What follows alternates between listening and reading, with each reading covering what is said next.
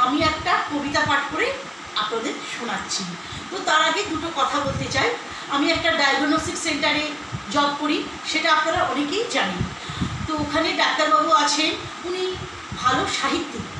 তো উনি একটু সুন্দর কবিতা লেখেন। তো উনি তো ভীষণ ব্যস্ত মানুষ, সময় পান না, তারই ফাঁকে একটু আধটু উনি লেখালেখি করেন। তো ওনারই লেখা একটি কবিতা আমি আপনাদের পাঠ করে শোনাচ্ছি। তা কবিতাটি হলো বৃষ্টি। একটা গ্রামে বৃষ্টিকে নিয়ে কবিতাটি লেখা। বৃষ্টি। আষাঢ়ে প্রথম দিন হলো ঘন বর্ষণ, মেঘেরা আনন্দে করিছে নাচন।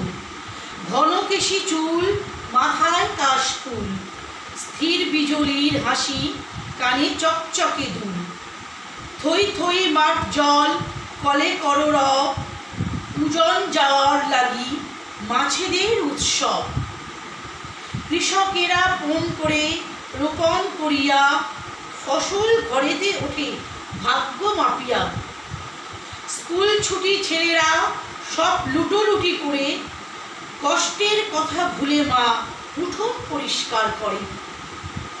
ব্যঞ্জন কম আজ, বেশি কিছু নেই, খিচুড়ি আর বেগুন ভাজা পাতে যেন পাই। সবেতে বিধাতা লীলা অনুভবে পাই।